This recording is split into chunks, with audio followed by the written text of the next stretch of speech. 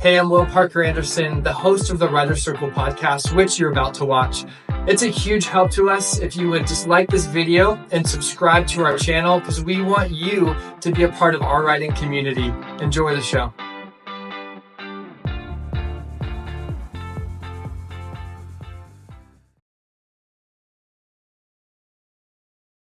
So I want to speak to the idealist listening right now, and all this talk about platform building and marketing.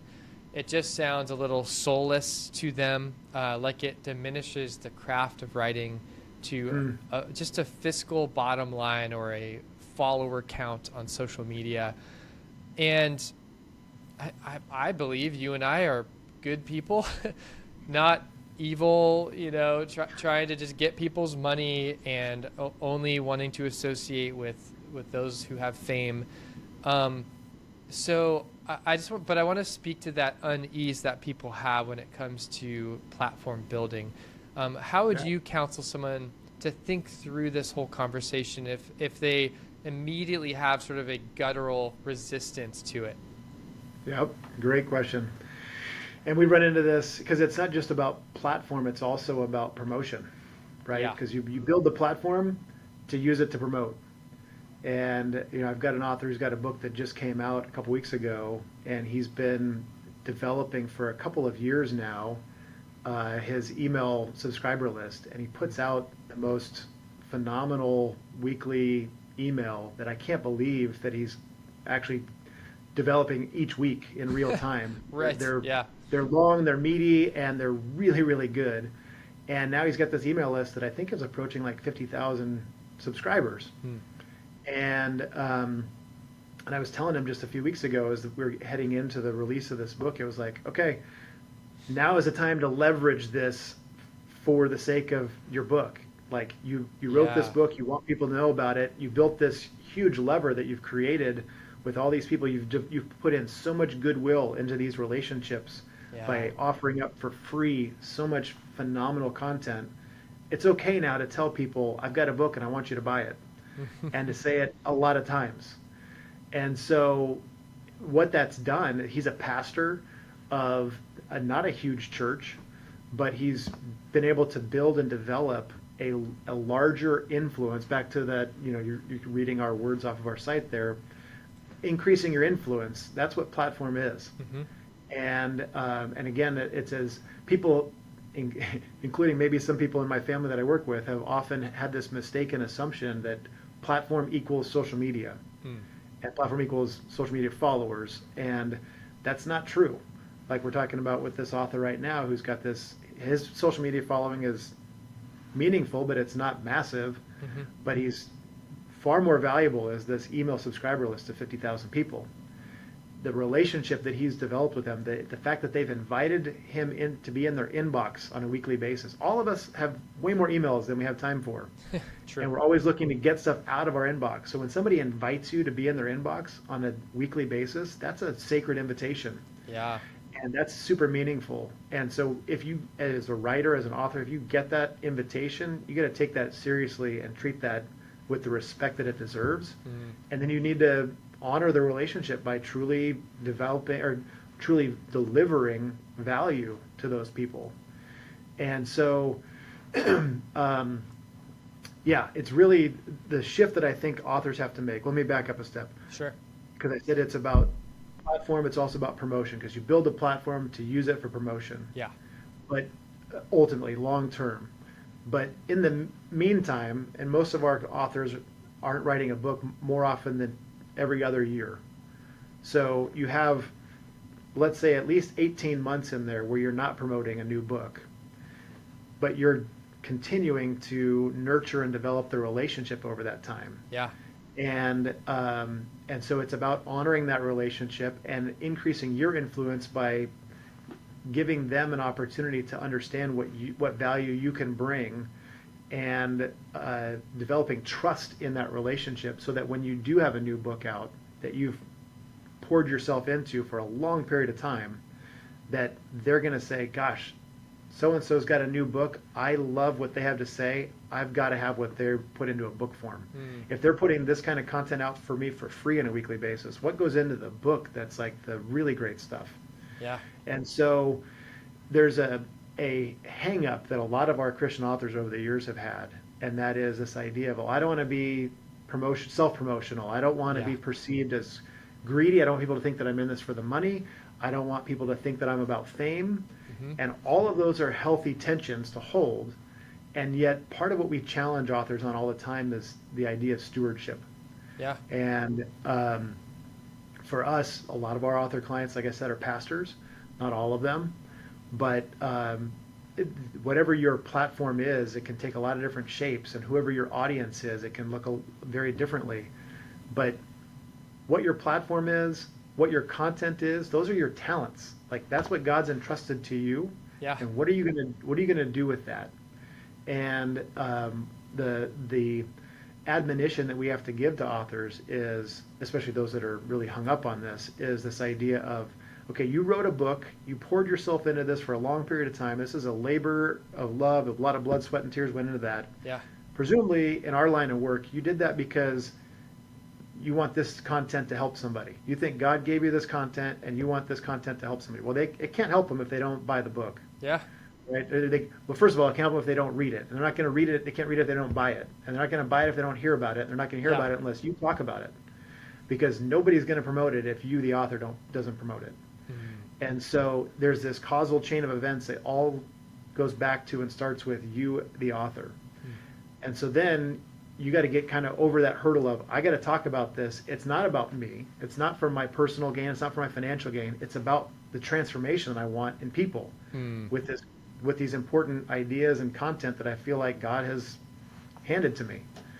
And Yeah. so if you then are going to be telling people about your book, you want it to be effective, Hmm. and you want to be telling a lot of people about it, Yeah. right? You don't want, I mean, there are people who will say like, oh, if one person reads it and it changes their life, like that'll be good enough for me or whatever. The starfish poem. It Right? mattered for the one. Or for that one. I killed the for punchline. most of us, I don't think that's true. That if it was just the one person that you're given what it costs somebody Yeah. to get to a published book in hand, I don't think one is enough. Hmm. And so then every one more is better. Yeah. And so that's why it's important as an author to understand how the landscape has shifted, and why therefore it's important for you to consider as part of your work as an author is building an audience, nurturing those relationships, building as big of a lever as you can to pull when it's time to tell people about your book. Yeah. Man, that's helpful. I don't remember if that answered your question or not, but I don't know either. All I know is there's a lot of great insight to ponder.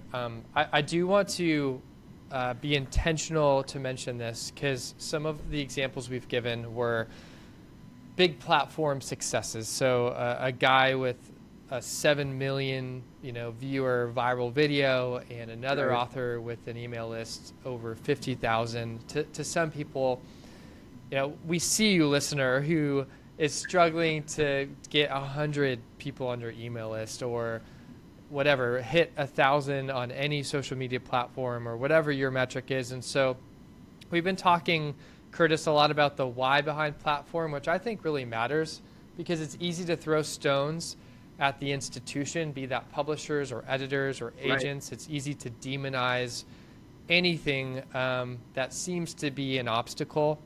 And we would acknowledge, of course, that as many as publishers and agents and editors as they are, there are good ones and then the other ones. So yes, you will encounter some things in the industry that we wish weren't there.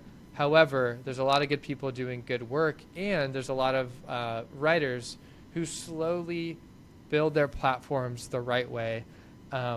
Maybe not to massive numbers, but certainly to numbers that allow them to impact people. So let's shift from the why to the how. Let me add one comment in that regard that we Yes. tell writers frequently that is hopefully encouraging, and that is everybody who's got a massive platform started at zero. Yeah. Right. Yep. And that example we've been talking about in terms of the overnight success, like I said a minute ago, those are exceedingly rare exceptions. Yeah. Very few people build a platform that just appears overnight. Yeah. By and large, most people have to work at it and invest in it and pour themselves into it over a long period of time and, build one brick at a time kind of a thing. And so Yeah. the idea that all the people with big platforms started at zero, hopefully is encouraging that like you can build it too. I mean, it may not be millions and millions, but you can build it. It takes, you got to start at zero and work your way up. That's really good. We're just going to feed off each other here, Curtis, because now I want to add something to that, which is when you do build that platform over months and years, you can do it in a way that's life-giving and sustainable as well. And that's not to say it won't be frustrating and hard work. Anything worthwhile is at times. But I think that's also helpful to mention because, you can absolutely lose yourself and get exhausted trying to become someone you're not and try Yep. to wiggle your way into the world of social media or YouTube or to be an influencer when really you're an introvert and you're a writer. Now, some writers are extroverts, but all that to say, I would just want to mark this conversation with that reminder that you, yes, it's hard work, but it should not be soul draining work. Um, Right. and if it is, either you're not called to it or you're not doing it in a way that honors who God's made you to be. So it's We tell authors similar advice, which is find a version of it that fits for you, fits with yeah, your personality, fits with your gifting. Some people are great on camera, play that up. yeah, Go for that. yeah, Some people are terrible on camera. Don't be a on camera personality then, right? But it's about content, and I will say this. I don't. This may get me in trouble, but there are a lot of people these days whose bio starts off with so and so as a content creator and this, that, and the other, whatever. an influencer. And I am, yeah. That to me, that's almost like, never mind.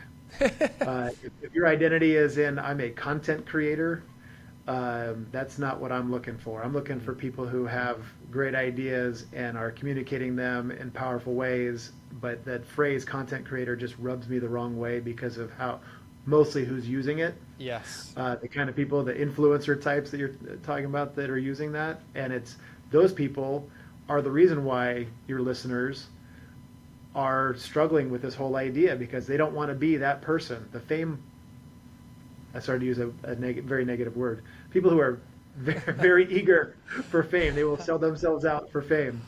Almost had to catch that one in post production. Fill in the blank, people. What Right. was Curtis going to say? Yeah, Curtis, by the way, I was wondering, how is your personal TikTok doing? About as well as the rest of my social media. I don't know why TikTok's my go-to for bad social media jokes. Because Right? it feels like the most extreme and yeah, for those that are slower to want to participate, TikTok's probably the furthest away from from what they would Right? attempt. So, anyways, I digress. Well, let's for a few minutes here remaining. If we could pivot to from the why of social, or I'm sorry, the why of platform building to the how, and if you could give maybe some practical pointers on how to build a platform, and we just gave a great nuance sort of caveat, which is it's not a one size fits all. It's based on how God has wired you and what is sustainable. So that said, are there some practical pointers that you would give? I know you've touched a little on email lists and things like that, but anything Yeah. else you'd want to share? Totally. Yeah, I love this question. Because back to this idea that a lot of people have in their mind equated platform equals social media, and today that almost automatically means Instagram because that's like the Yeah. platform du jour. Yeah. And so people think, oh, that means I've got to post my stories every day, and I've got to post a static post this many times a week, and whatever. And they get in. I got to do reels. That's really where it's at right now is Instagram reels, and Yep. I got to figure out what's the best way for me to do Instagram reels. And they get on this hamster wheel, and especially even if you turn the clock back 5 or 7 years before Instagram had sort of risen to the top, there was much more parity between Twitter, Instagram, and Facebook in particular. Yeah. But there was YouTube and Google Plus and LinkedIn and all these other things, whatever. And so many authors, especially starting out, felt like their job was to get onto every one of them. Yeah. Don't forget Pinterest, by the way. Yeah. Got to create some great Pinterest boards. And to get on every one of those platforms and to jump on the hamster wheel of I got to be constantly putting out new content. And they also were thinking in terms of like unique content for every single one of those platforms. And that's a way to talk about soul I'm sucking already tired. in a way, right? Yeah. It will kill your soul in a hurry. Hmm. And so, but it also they were frustrated because to a large extent most of them were not getting any traction because there wasn't any strategy. Yeah. So one of the things that we teach authors is how to work smarter, not harder. Yeah.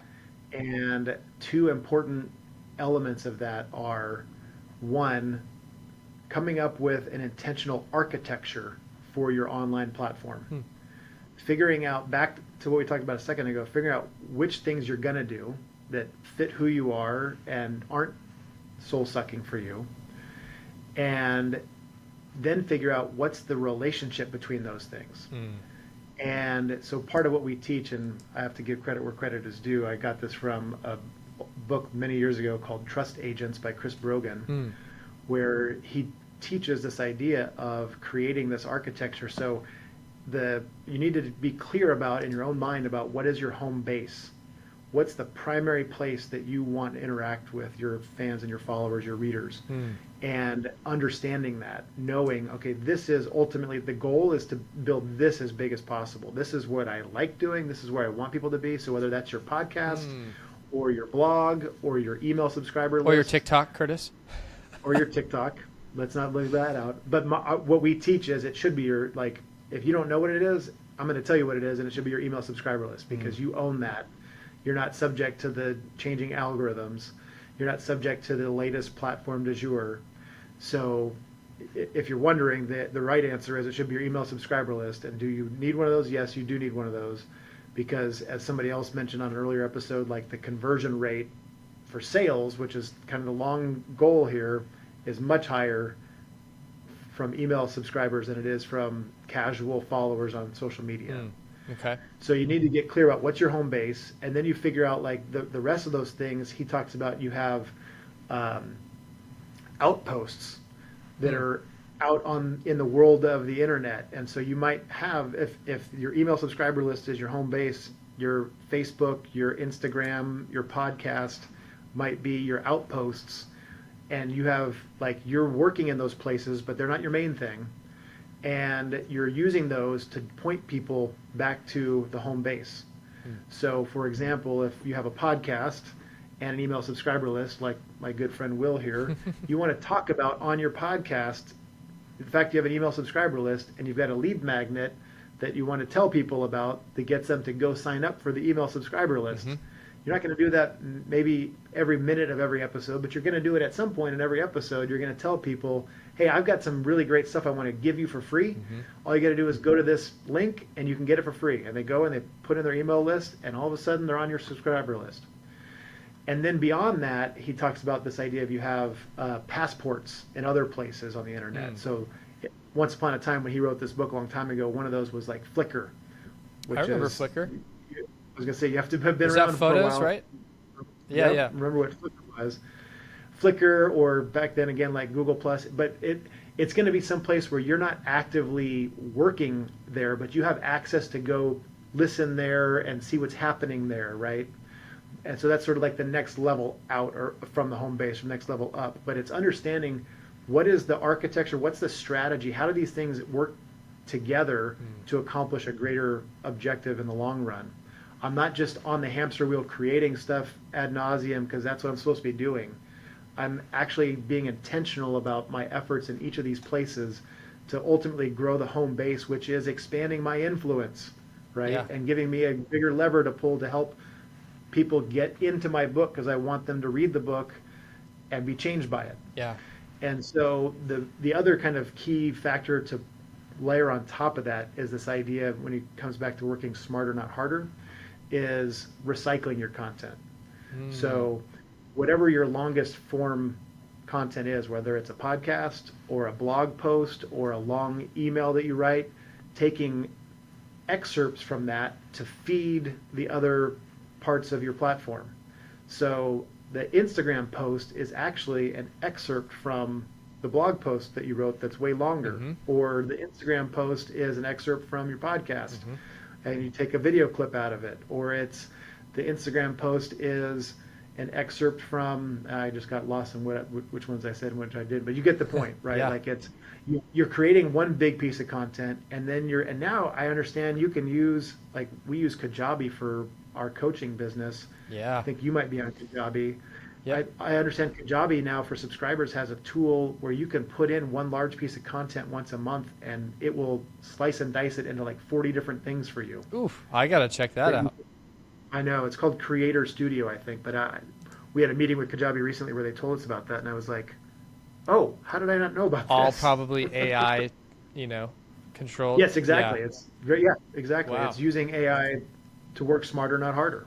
That's And incredible. so I gotta check that out. it takes this huge burden that content creators and authors and writers who are trying to build relationship with their people, it takes that workload and shrinks it pretty dramatically if you're doing it the right way. And it can do it in a way where you in a one day a month you can create the content for your platform for the whole month. Yeah. Yeah. That's helpful.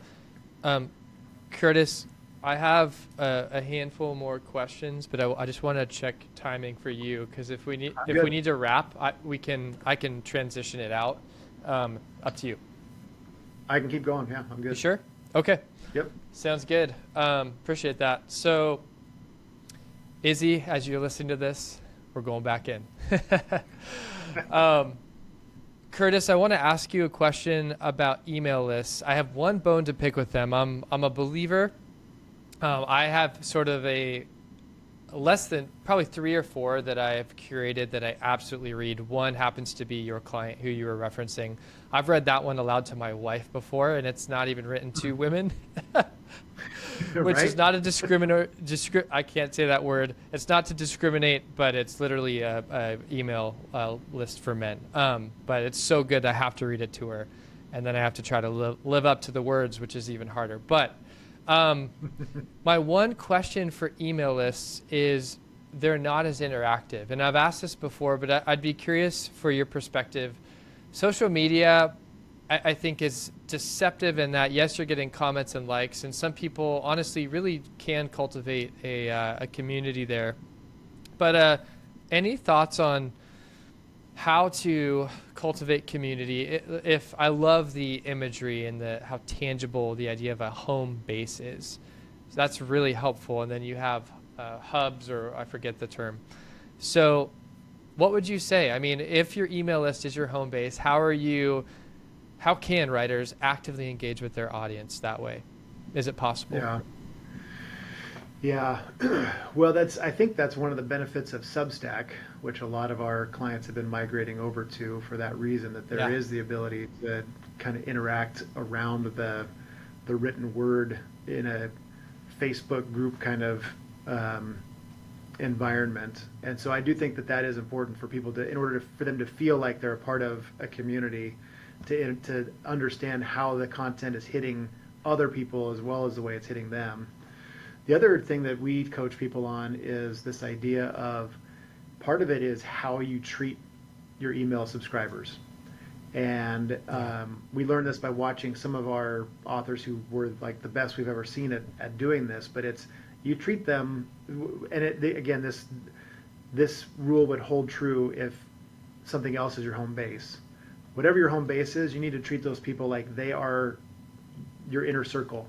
Yeah. Like they are the insiders, they're the people closest to you. So you tell them the most, you tell them stuff you don't tell other people. You tell them when there's something new to share, you tell them first. Like they get treated, they get the red carpet treatment. And the reason you're doing that is, one, because it will develop and foster a depth of relationship, a depth of commitment and loyalty from those people. And then it also signals to the outside world, and that's part of how you continue to migrate people to your home base, is by telling them, like, my email subscribers heard about this last week, but I'm getting to tell you now, kind of a thing. And you kind of signal to the outside world that if you really want to be on the inside, this is where it's at. Sure. This is where you need to be. And it's interesting and maybe hard to believe, but if you're the right kind of communicator and you're treating those people that way, they feel like they have this connection with you. They feel like they're a part of a group, even if they don't ever actually directly interact with those other people. The way you talk to them signals to them that they're in this inside group. Wow. So sometimes we're big believers in launch teams for books, which is a totally different subject. But you need a launch team so that you can give your book out early to people, so that you can get Amazon reviews early, so there's social proof early when you're promoting your book everywhere all over the world. When they get to the Amazon page, they see, oh, there's already people who read this and like it. And to your point about, like, I don't watch a video that doesn't have 100 million views. Yeah. I'm not going to buy a book that's got 2 Amazon reviews. Yeah. So, but the way that you get a great launch team is by nurturing this relationship with your audience in that in-between stage between book releases, and then you can call on them and say, hey guys, I need your help. Who wants to be? And then you treat the launch team like even the insiders of the insiders, right? And you interact. That's where they get to interact with you and with others in a much more real-time kind of fashion. You get on Facebook Live or whatever it is, and you're doing stuff with them, or Zooms and whatever, and they feel like, man, I am on the team. That's how you get them to actually follow through and convert and post that Amazon review when you want them to. Yeah, a couple things come to mind as you say that. One is, I think you're describing, I've coined it literary hospitality, and it's the idea of welcoming readers into your writing, and certainly with an email list.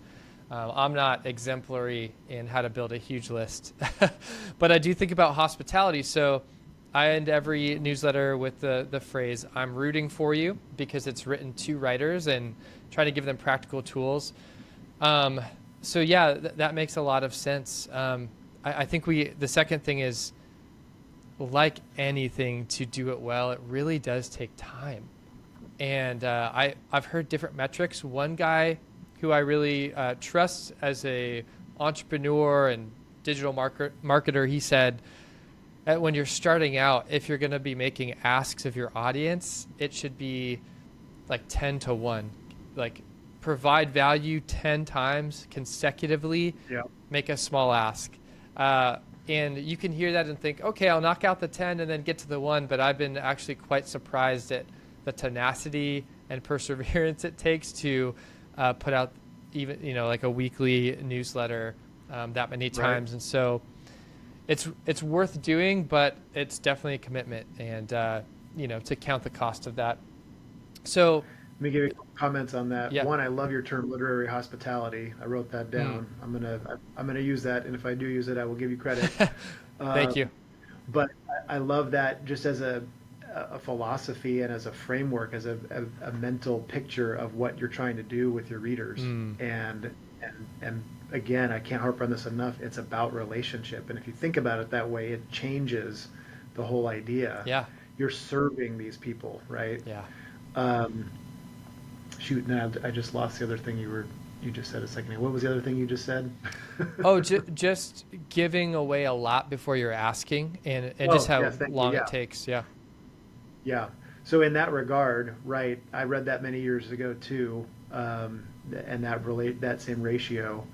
And Gary Vee in his book, Jab, Jab, Jab, Punch, or Right Hook. Oh, yes. It's called, like that's what he preaches, and he was one of the early movers in this whole world of this kind of architected online presence or whatever. Anyway, so that's very true. Like, you have to think about serving the audience and serving them many, many times. So that's important. But it's the other thing I was going to say that came to mind when you brought that up is when you are, so you and I, again, in evaluating potential authors, yes, we want to know how many email subscribers you have, and we also want to know what's your average open rate. Yeah, and that's a touchy one.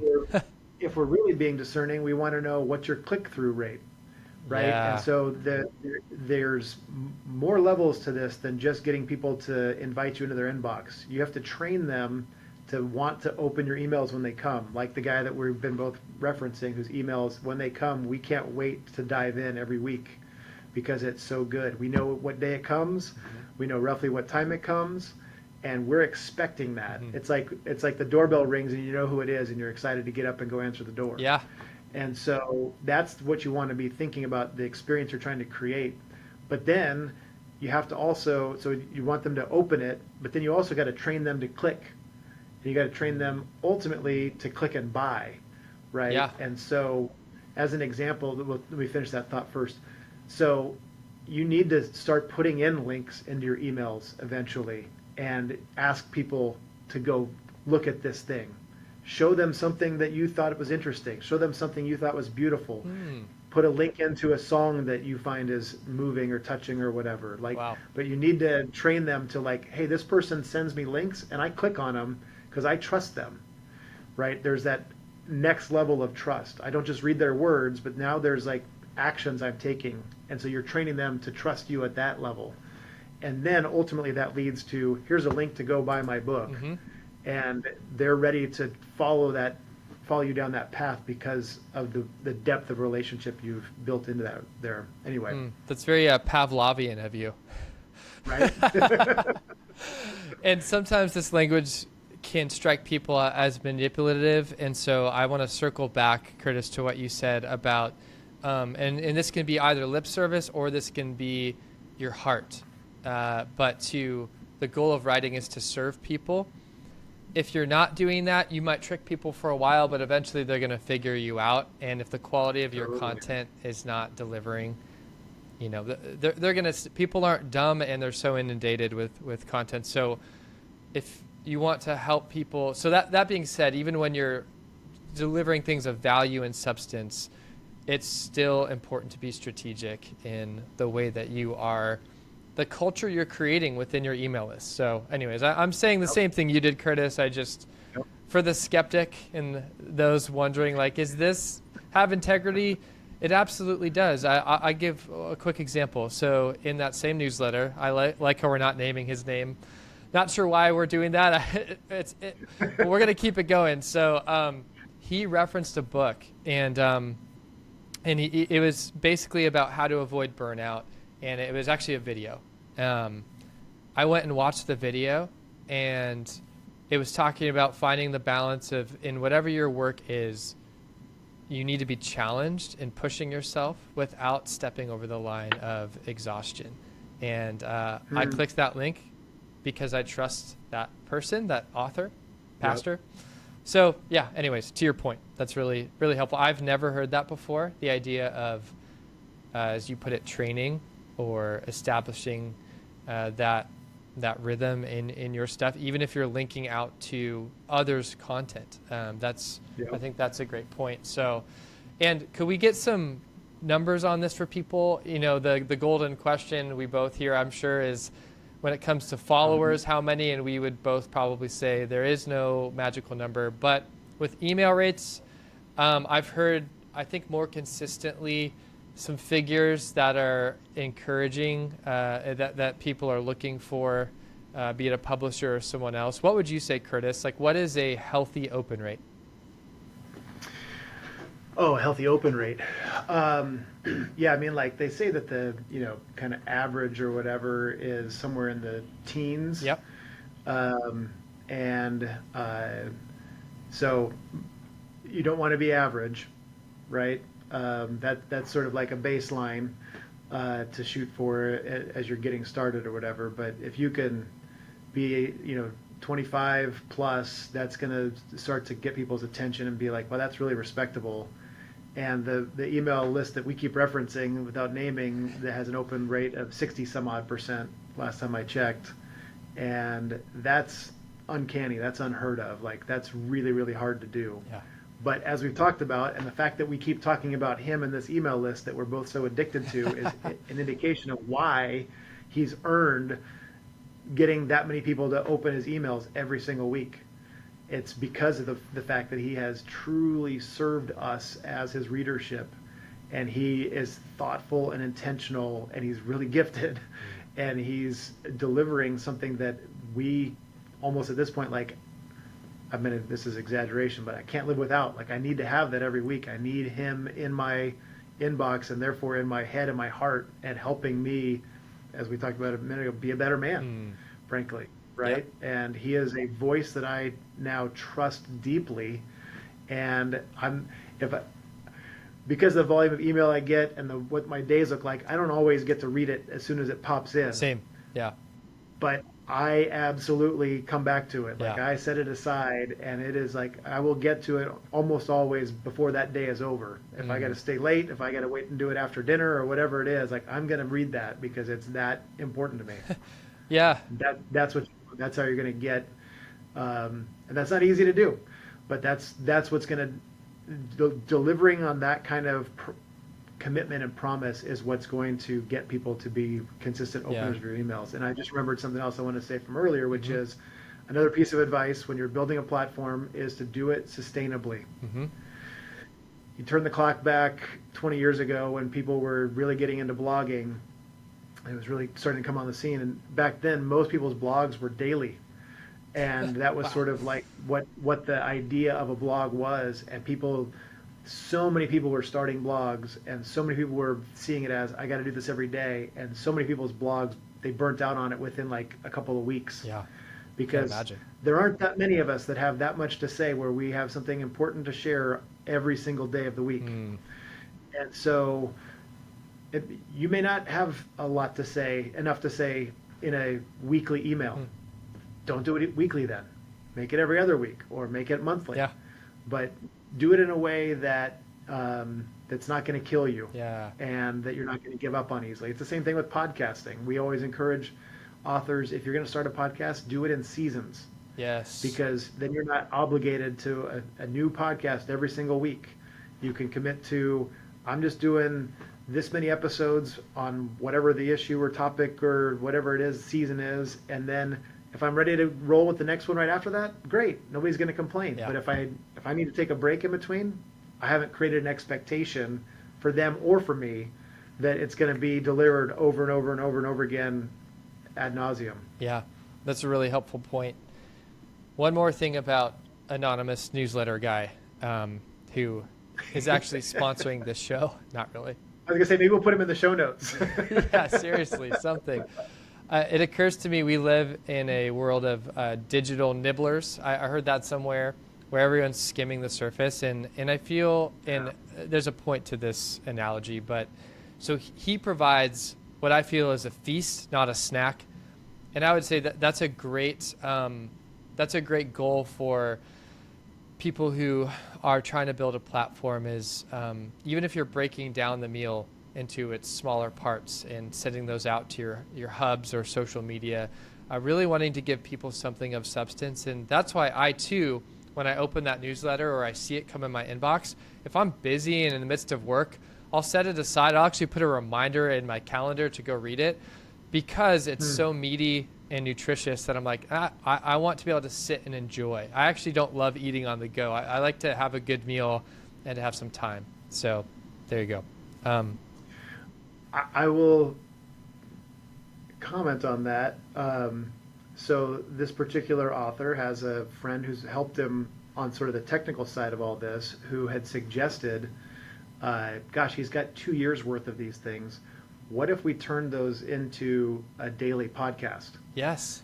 Just him reading these things and putting them out on a daily podcast. And I actually I think it would be great, but I pushed back on it because of what made me think of this was you said it was meaty and nutritious.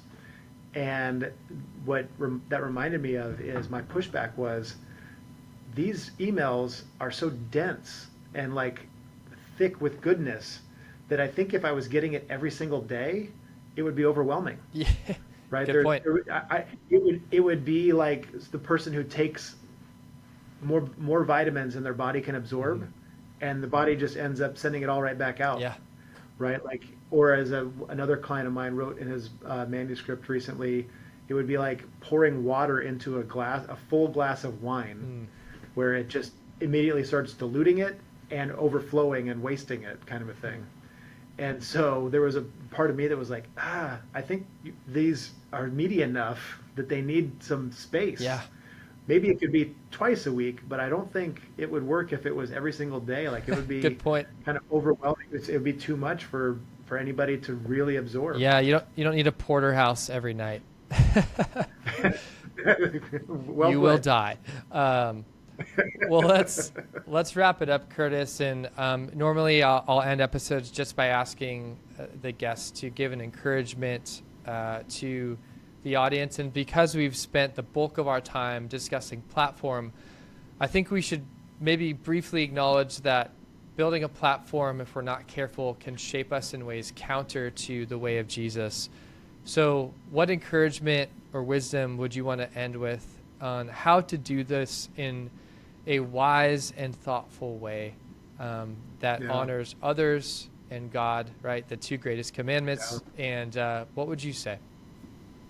Yeah. So glad you asked that question and brought this ultimately to that topic, because this is another like really important topic that we talk to our clients about on a pretty regular basis. And that is, so your motives and intentions hopefully will be pure going in, that this is about serving other people. This is about expanding my influence and using my talent well. Mm-hmm. It's about growing my talents, right? But in this day and age, as we talked about a minute ago with the content creator influencer types or whatever, like there's a lot of people out there who are just in this for the fame and glory and money. Yeah. And those are very real temptations. And you can start off with the best of intentions and the purest heart and the purest motives. And just like any pastor who's turned into a mega pastor and fallen because they didn't have the right accountability structures put in place, Yeah.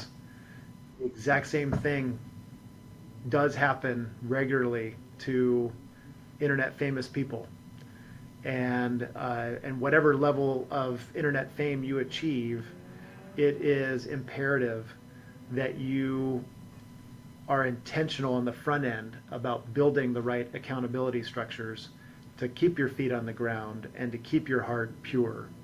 And so you need to have friends who are willing to say the hard thing, Yeah. and a spouse who knows that you've talked with about this, if you have a spouse, that you've talked with about this on the front end, about these are things I know myself well enough to know that I need you to point out if I start going here or there or wherever it Yeah. is.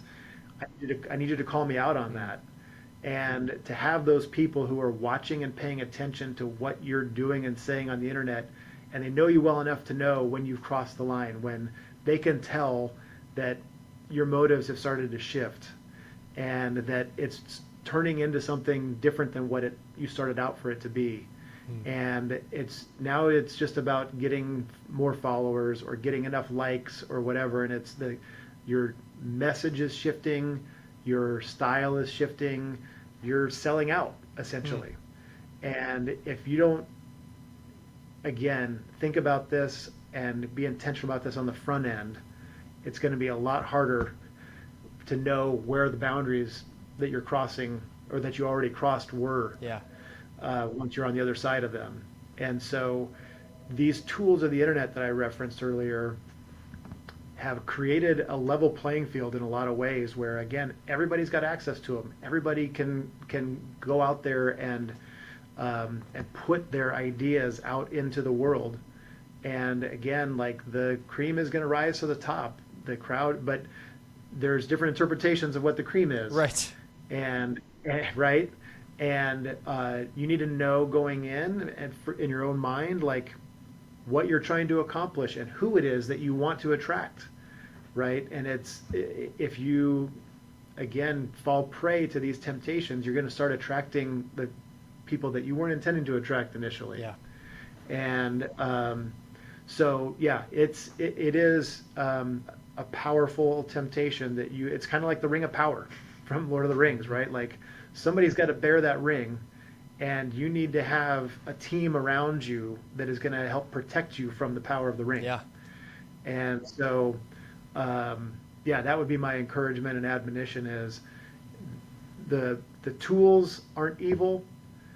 The having a platform isn't evil. Having money isn't evil. Earning money isn't evil. But the love of money is the root of all kinds of evil, Mm, right? And so like the love of the fame and the income and all that is what's going to take you down the wrong path. mm, And so you can do it. It's one brick at a time. You got to work hard at it. You got to be committed. You need to figure out how to do it in a way that is right for you and that hopefully is life-giving for you. But you also want to think about on the front end, what are the temptations that I might face down the road if everything goes right? mhm. And invite the right people to be around you and to check in with you periodically about that. Yeah, yeah. I love the analogy of the ring. It's this beautiful, captivating object that that ultimately hollows out the person who wears it.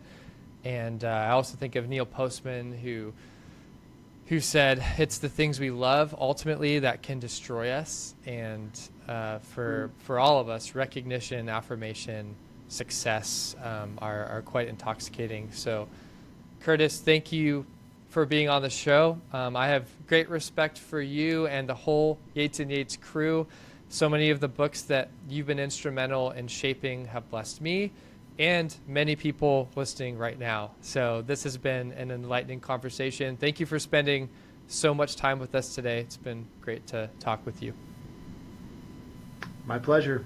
Thanks, Will. Awesome.